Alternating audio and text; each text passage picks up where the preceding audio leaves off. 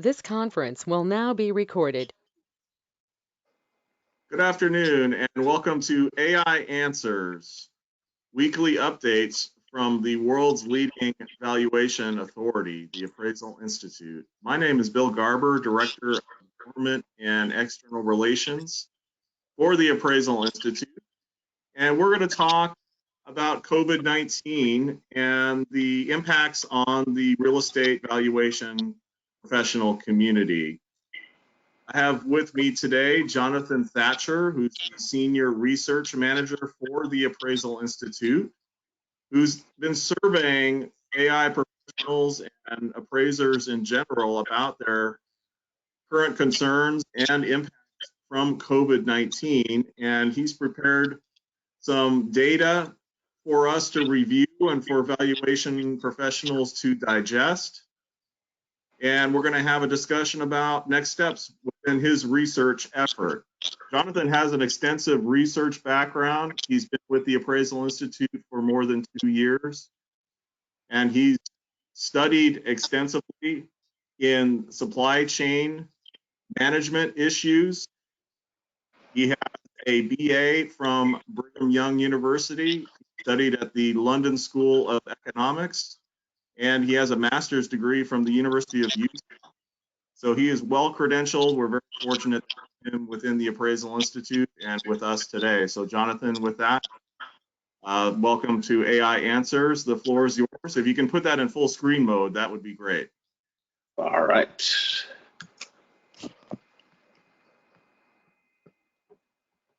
Let's see, how does that look now? That looks perfect. Yeah, go ahead and advance your slide. You have control. All right. Thank you for allowing me to be part of this. It's a real joy for me to present data. When so many people have taken so many surveys, I feel like I want to give back for all the time and effort people have volunteered to take these surveys and give us insights. And I just want to say that COVID-19 is one of those assignments, projects that is a researcher's dream. It's brand new, it's complex, there's lots of things to study about it. So I really feel like I'm in my element here. So if I get too excited or get going, just throttle me back a bit. Don't be afraid to geek out on us, Jonathan. Okay. And if my radio voice turns on, news, weather, and sports, COVID-19 research, I'll try to control that as well. So if you don't mind, let's jump right on into this. And I'll give you a bit of background on where this research came from. AI, like pretty much everyone else, back at the start of the crisis, started asking themselves, how is COVID-19, how is the pandemic affecting our profession, our members, our non-members, residential, commercial? What is going on? What's unfolding? And how can we break this down? Are impacts affecting residential versus commercial people differently? What about different regions of the US? So that was really the starting point back in March of how do we get a grasp on researching this? And lots of research is underway. So if people are thinking, hey, I've already seen research on COVID-19 and appraisers, you might see some things that are familiar here already. But when it comes to big surveys of a profession, I like to see them as a bit of a group snapshot, if you will. If you're in a group picture and you see that picture for the first time, whose face do you look for first? If you're like me, I'll look for my face in the group and say, well, how well does this reflect my beautiful image or position or whatnot? So if hopefully that happens for the people watching this, and if you say, hey, it didn't capture what I'm up to or my challenges, I'm happy to take that on board. I want this to be responsive. The pandemic is still brand new and unfolding in so many ways. So just with that out of the way, let me jump in and tell you how this project got going, this series of surveys actually. So we wanted to find out what's happening over time, not just a snapshot like what was happening in April, but what was happening month after month. And when people started to feel like this may not be just a temporary 2-week situation, but something that's going to stick around, this became more and more important. And we also wanted to find out what are the takeaways? What should we be discovering and what's emerging so that in, say, 6 months from now, we won't be kicking ourselves saying, hey, how come we didn't detect that trend? This has turned out to be something really big. How come we didn't spot it? So with all that, That was what initially commissioned the research. And on the next slide, I started. So just for those who may not be familiar, a lot of the work that you're doing is being fed into our strategic planning process. Is that right? It is. COVID is a part of that, as well as the best ways to serve appraisers now and in the future with the latest in technology and trends and impacts. That's sensing what that should be, and sensing what AI needs to do is pretty much a continuous process. So you're right, it's really all part of that. And I'd be happy to answer questions that go in any direction, because this all fits together in the big picture. All right, so what I wanted to do with the project right from the start was to say, well, what is the core of an impact? And it turned out to be what people call challenges, things that I'm less comfortable about, things that change the way I'm used to doing the appraisal work, or things that make it less interesting or less satisfying, things that are new, things that are risky. Those all tended to come up in a label called challenges. And there's plenty of secondary research here on this, where people would say social distancing or shelter in place really impacted how I do my job or how I carry out assignments. So I use secondary research to build out a bundle of challenges that seem to apply to a broad cross-section of real estate appraisers. And so you can see them on this slide: social distancing, shelter in place technology, too many assignments, lack of clarity about applying traditional appraisal practices during the crisis, uncertainty about future income. So it's those sorts of things, but I admit that there are so many others that could have been included that the survey would have been gigantic. So I had to really say this is an initial set of challenges that are worthy of study over the next 3 months. And if there are ones that are missing, please let me know. There are further surveys coming up on this, and this is where we can start to address areas that I might have missed here. All right, so with that, let me jump right to the end and say what I'm about to talk about is the survey participation that we had April through June, and I'll describe how this works.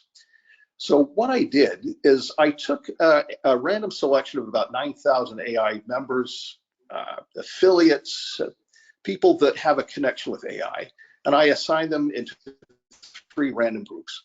And each group was assigned a month: April, May, and June. So each month I surveyed about 3,000 AI professionals. And what you see here are the total responses April through June, so April, May, and June. And the totals that got started, the survey response rates, the time in the survey, and so on. And I did the same for non-AI audiences. So I took about, say, 28,000 non-AI professionals. And who is a non-AI professional? Well, it's someone who is not a member or affiliate, but has some connection to AI, if not for, even if only it is a newsletter application or something they bought from AI a while back. There was some connection, but they don't have a relationship with AI beyond that. So there are lots of appraisers that fit this category, but they're a bit less responsive to surveys. So I used a broader pool there, and I split up about 28,000 non-AI professionals into those 3 months as well. And you can see the total responses we've got. So what you'll see in the slides that come next will be month by month results of different groups randomly selected in these 2 categories, AI and non-AI professionals, April through June. So hopefully that makes sense, and let's jump right into some of the findings. Okay, this slide is a busy slide. I'll need to decipher, I think, a bit what you're seeing here. So remember the difficulties, the challenges, the things that are really at the heart of what impacts are occurring because of COVID. What this slide does, and I admit there's a whole lot of data here, is it looks at those difficulties, those challenges, and it breaks them out by month. And these are the results of AI professionals over the 3 months. So the ones that had the greatest impact, say that the highest scoring bar, if you will, would be uncertainty about future income in blue towards the right of the slide. And that blue represents April. And so all blue bars are April, the orange are May, and the gray is June. So you can see the 90-day progression of those 3 months and how these challenges played out. So, for example, uncertainty about future income, it fortunately fell down to 12% in May, rose a little bit in 13%, but that rises like that are within the margin of error. So I can't say with certainty that there is any real change there. However, that said, looking at all the results, some challenges, some difficulties tended to attract higher scores than others. And so the question was, what difficulties below are the most challenging to your current practice? There's always challenges to appraising, but which ones are the most challenging? And so these are the ones people selected as most challenging. So social distancing requirements definitely were part of that, 13-14%. Constantly changing conditions, for some too few assignments, uncertainty about future income. Those are the ones that tended to have the high scores. And the ones that tended not to be all that challenging were technology-related difficulties, too many assignments. Technology, for example, is something that wasn't a challenge for us working remotely, say, compared with other industries where it was a bit newer to work from home, and Zoom and GoToMeeting and so on were somewhat newfangled technologies that needed a bit of overcoming, if you will, to learn how to use them. That wasn't the case for us. However, there are some that I'm paying attention to: rising liability due to reduced inspections or less on site, or it's taking more time to perform appraisals, customers demand different things, or it's more challenging to find comparable properties or whatnot. So even if the data doesn't show some of these as leading, they are still on my radar map because they have such a broad impact to appraising in general. So with that in place, with these results from AI Professionals, on the next slide, I'll show you what the non-AI professionals reported.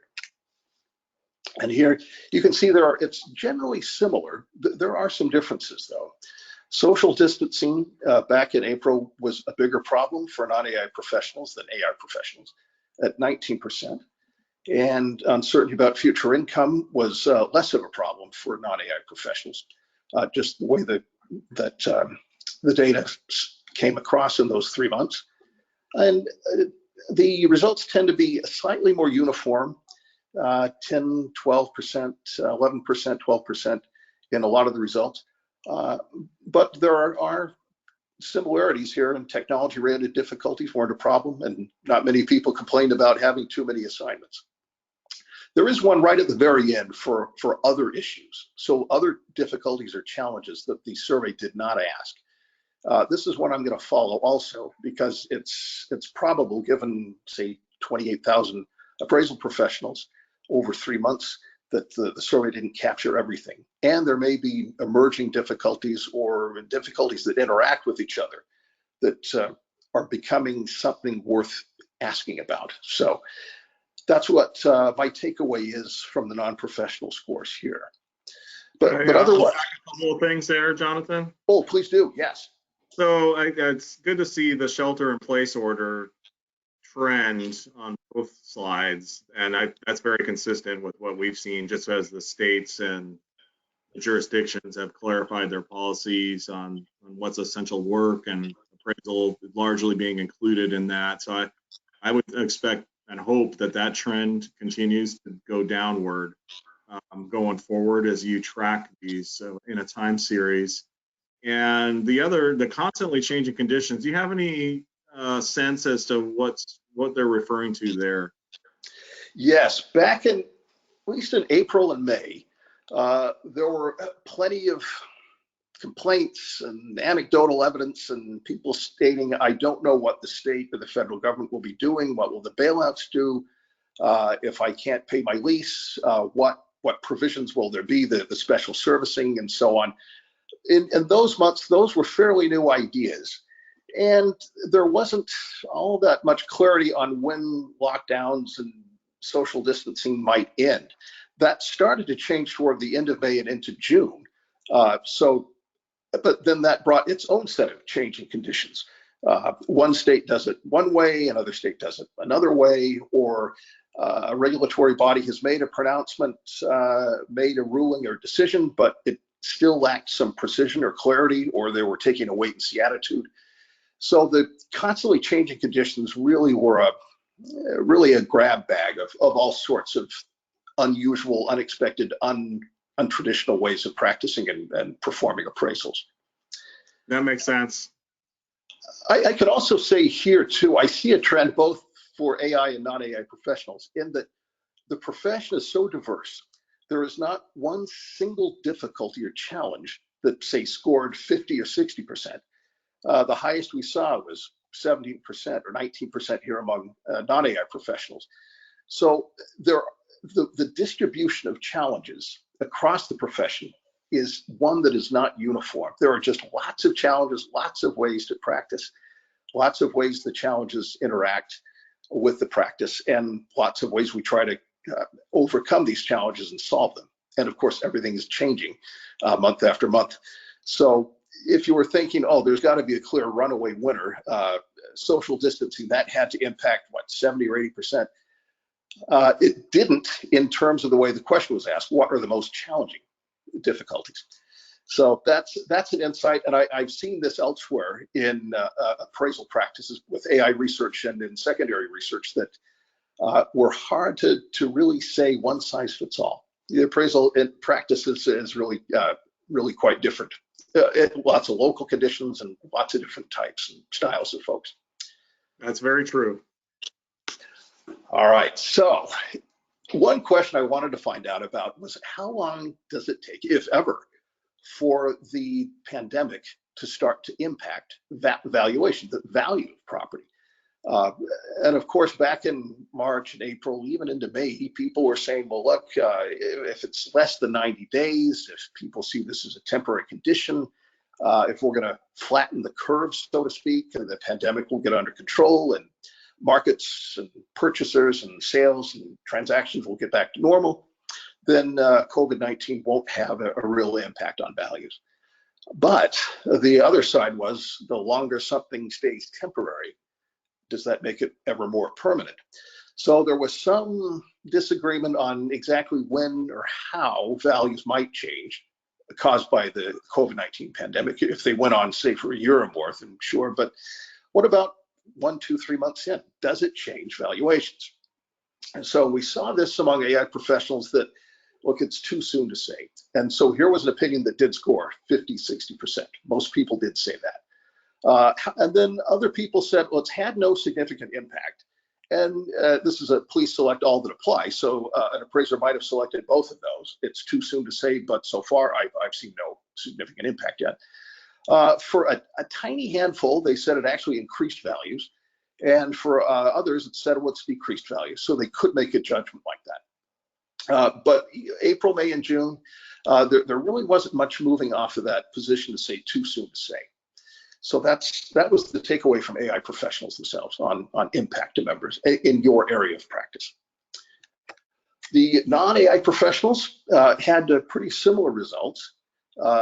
You can see slight differences in, say, no significant impact, say, from April and May, or from 22 to 33, and that back down to 20. But then fewer people said increased and more people said decreased. So that's probably the state of things in April, May, and June. Is too soon to really know for sure, but some people would say it's had no significant impact, and for a few, it's decreased. And you might be thinking, well, commercial appraisers might say decreased and residential might say increased. That might explain that. And so we'll get to those differences later on in this presentation. On the next slide is my question about pessimism and optimism, if you will. This was the one about what kind of recovery do you expect from COVID-19? In other words, that there are impacts going on, there are changes to the practice and profession. So given your area of practice, which statements reflect your views on recovery from COVID-19?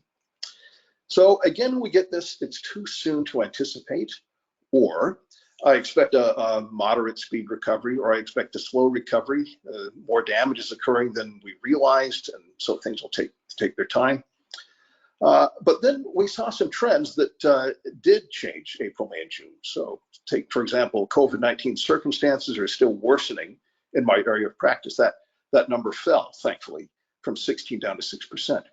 Or recovery is occurring in my area of practice. No one said that in April, but there was a rising trend in May and June.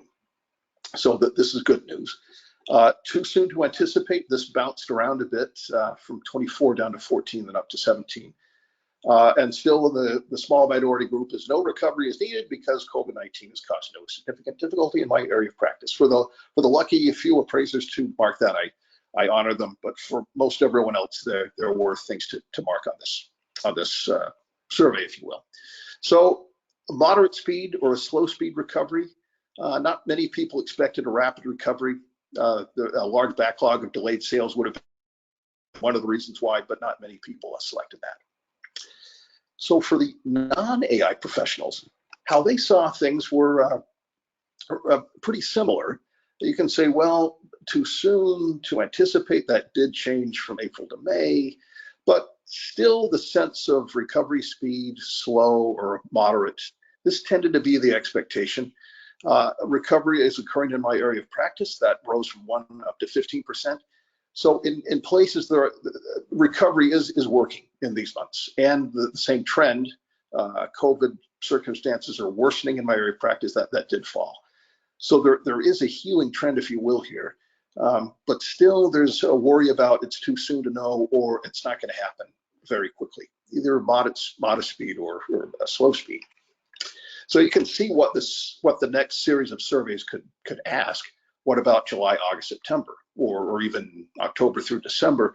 Would we see a story of this playing out? Would recovery increase for most?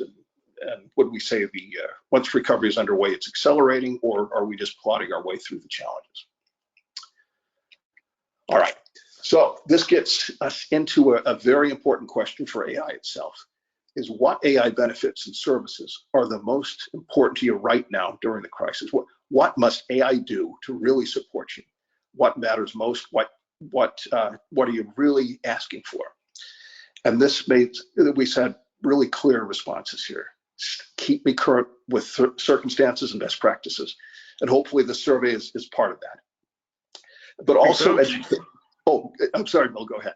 No, it's okay. I absolutely think so. That's partly why we're doing the AI Answers series, because of that, meeting members where they are.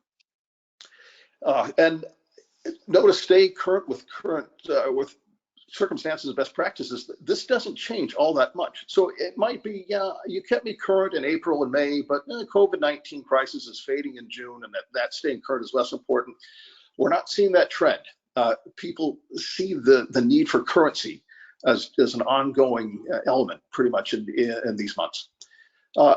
Education, there's a slight rising trend if you look at the margin of error, rising in May. And then influencing government regulatory agencies, this falls only slightly. So these three, staying current, education, and influencing government regulatory agencies, really are the three takeaway winners here.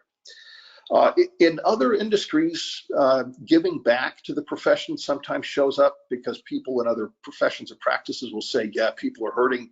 I want to give back. I want to do something to help out.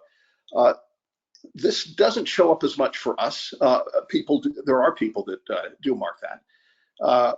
Networking is not the highest benefit or service to work out how to respond to COVID-19 challenges. Our access to specialized information, say through the Lund Library. So far, these have not been very high compared with the leading three. So this could be a sense of what's most important over those 3 months, at the end of the beginning, if you will.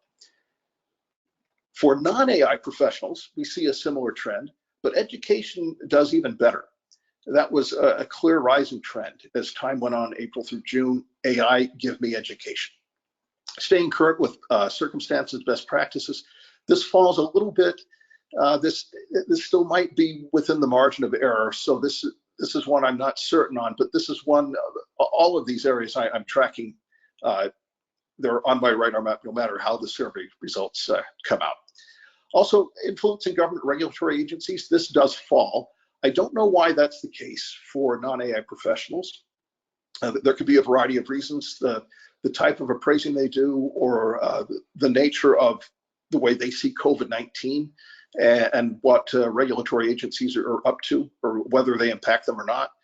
But also we see the similar trends. Networking wasn't very high, access to specialized information, giving back, or even find appraiser listings. So these takeaways, education, currency, and influence in government regulation still tended to be the winners here over the others. I would surmise, or maybe theorize, that some of the flexibility arrangements that were offered by the government-sponsored and the loan guarantee agencies on desktop and drive-by appraisal assignments, once that was sold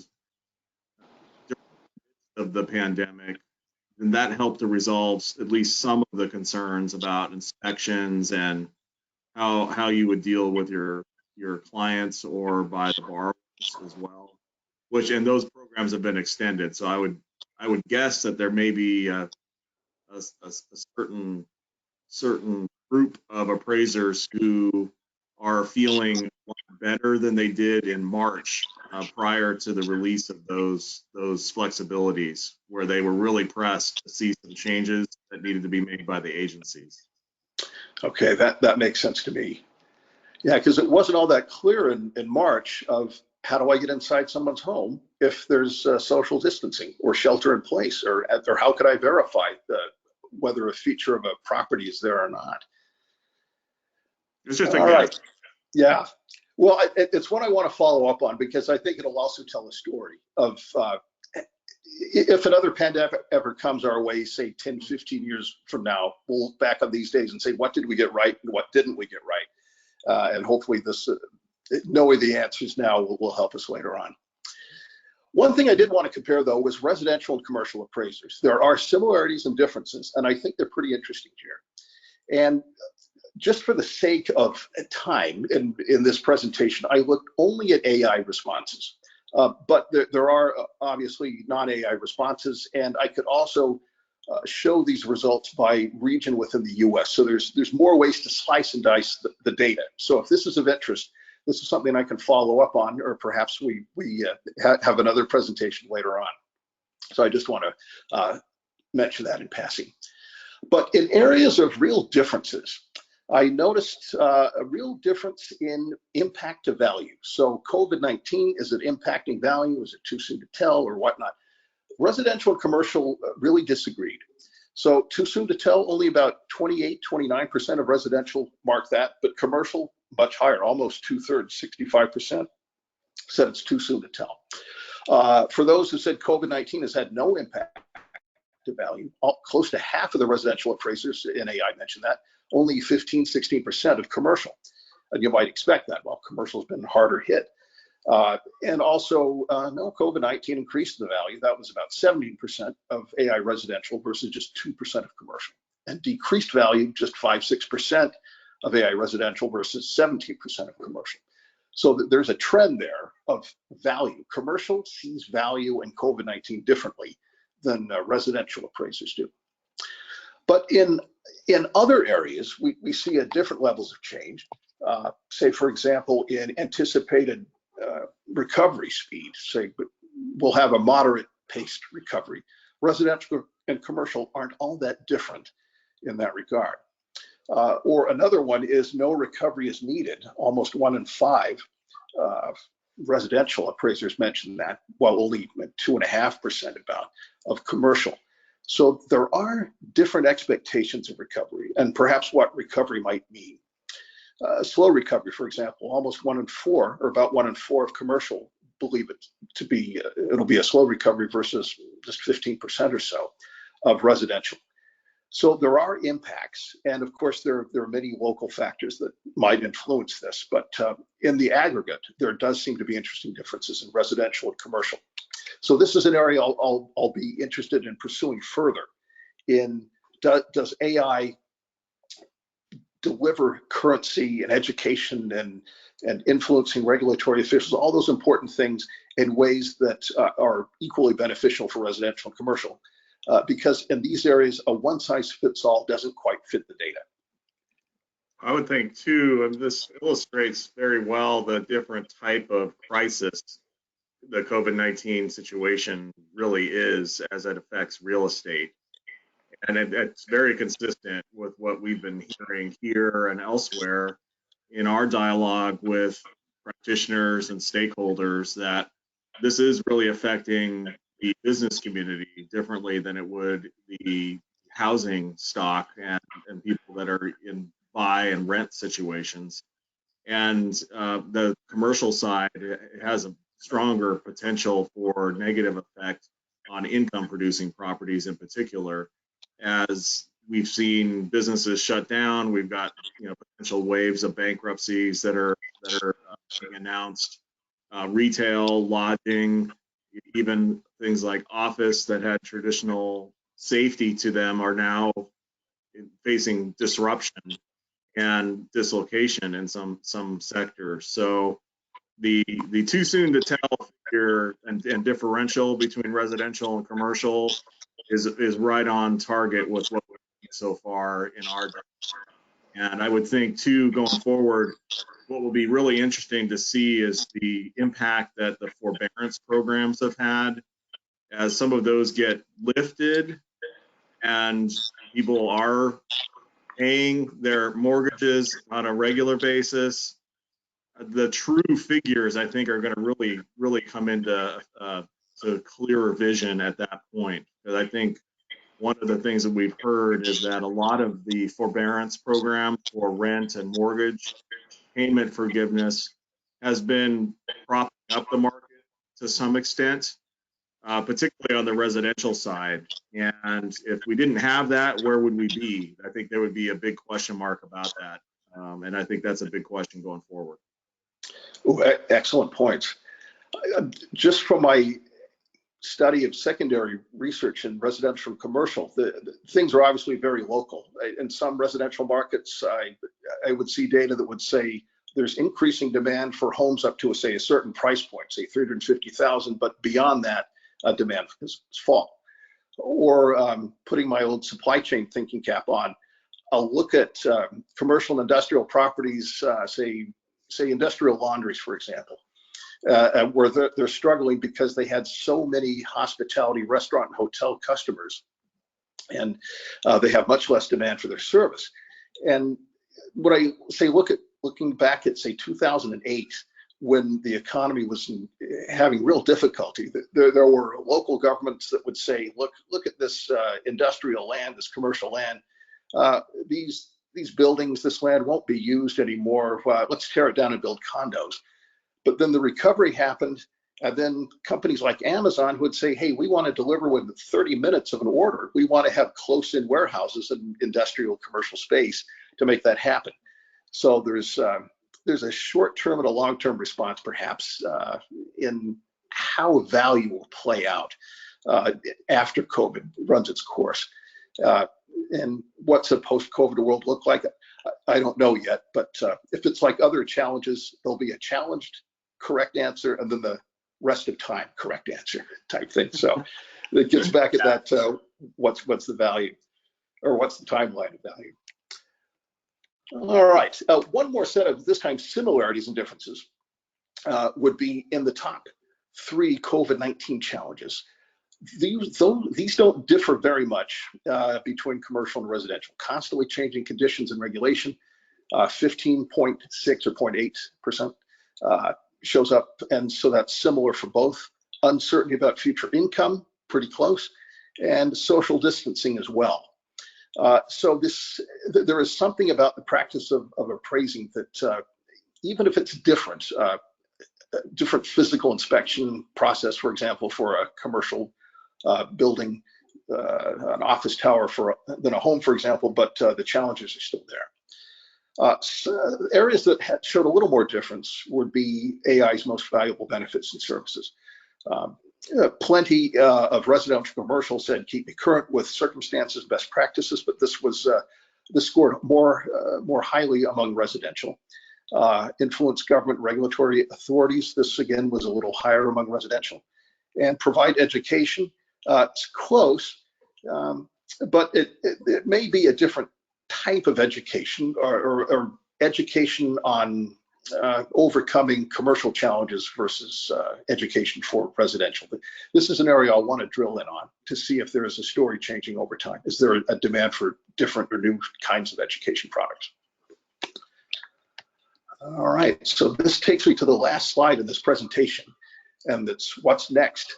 So if there was an April, May, June survey series, and to quote Winston Churchill, if this is the end of the beginning, it would be nice if this was the beginning of the end and there was a vaccine and 1 billion doses have been given and we're all healing and COVID is disappearing.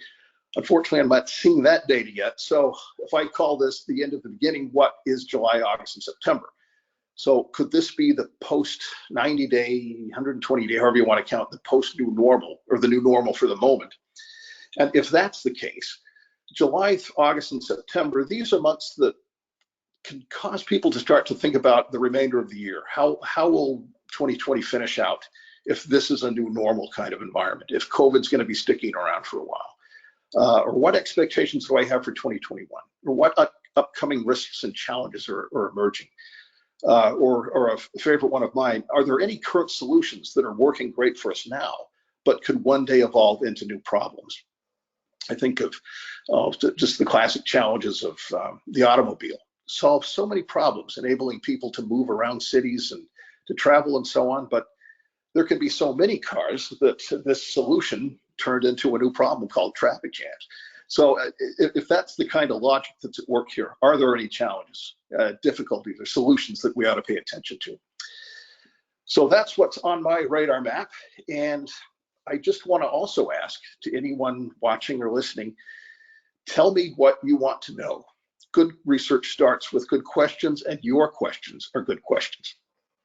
I'm here to serve, and this is a challenge unlike any other, and it's one that I really want to make sure that I do the very best I possibly can. There are so many impacts to COVID-19, and there is so much at stake, and real estate appraisal is already a high-stakes practice.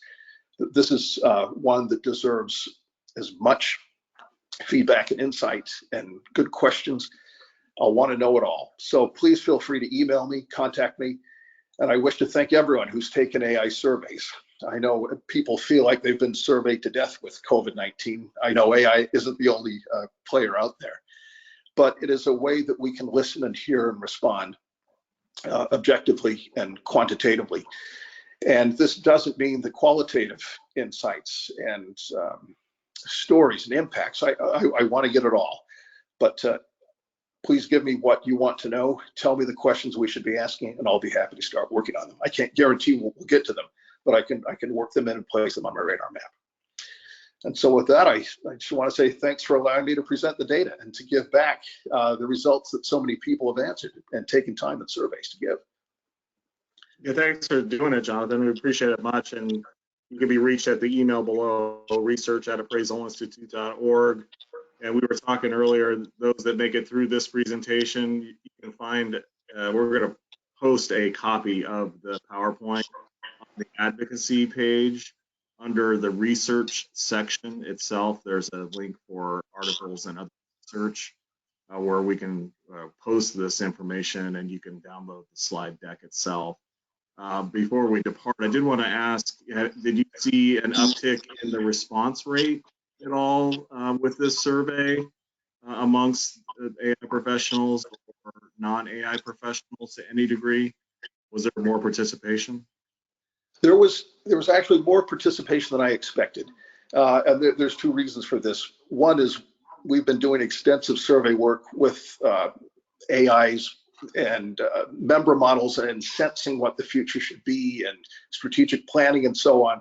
And so that used up some survey patience and survey bandwidth among members. But also, for non-AI professionals to respond to AI, sometimes I don't get much of a response rate there. But on this one, it wasn't quite 1%, but it was approaching that. So I took this as a signal that, yeah, even though I'm not an AI member or affiliate, you're doing work that I want to have some influence on, or I want to tell you how it's going for me, and in case that's of value. And I see this as a form of giving back. I know we asked the question of the survey, are people giving back? But answering survey questions in times of COVID-19 really does help, because this helps us see the big picture. And it may feel like, well, I'm just one appraiser, I'm just in my local area. But I think the data shows there are issues that span lots of locations and lots of people, and issues that are well worth working on. So fortunately, we got a good response rate, higher than I expected. Of course, there's some seasonality a bit with summertime. May and June, some people do less work, or say for residential appraisers, this could be a busy time, or there's more assignments to be done due to seasonal factors. But we saw a pretty good response rate overall 3 months. That's great. And one of the other things we've talked about offline and in the past is the client community and users of appraisal services. The AI Client Advisory Board, we've been engaging very heavily this year, trying to re-engage and kickstart that effort. Have you gathered any sense about the client's impacts relating to COVID-19 at this point? There is one that I tend to see, and that I think I'm going to follow in the next survey series, and it is the customer tends to be not more demanding, but wanting to know more information about why an appraisal value was given or assigned, or given the value stated in an appraisal report, what impact did COVID-19 have to it, or how is it possible to select comparable properties or adjust comparable properties in an appraisal process given something as unusual as COVID-19. So this is one that is reasonably common. I don't say it's not every customer of appraisal services does this, but it's one that I believe is out there and may be causing appraisers to say, hey, these assignments are taking more time. I produce my report, and then the customer comes back again and says, hey, I want to know more about it, or tell me more about how you did this. So I suspect issues like that are happening, or that people are also perhaps using appraisers also to find out about the state or sense of the market. So give me the valuation of my property, but also tell me what's up with what's going on. If say sales or transactions are slower than they used to be, what's that doing to some valuation concern? And the appraisers answer that. So this is what I tend to see at the moment. And so this is what I'm following up on. That's great, Jonathan. That's very good insights altogether. And we look forward to catching up with you the next turn and next time around. And again, those who are interested in contacting Jonathan, you can reach him at research@appraisalinstitute.org. We'll post a copy of this presentation within the research page of the advocacy section of the Appraisal Institute website. So with that, we want to wish everyone a good afternoon. Stay safe. And thank you for joining AI Answers, weekly updates and answers from the world's leading valuation authority. Have a great day, everyone.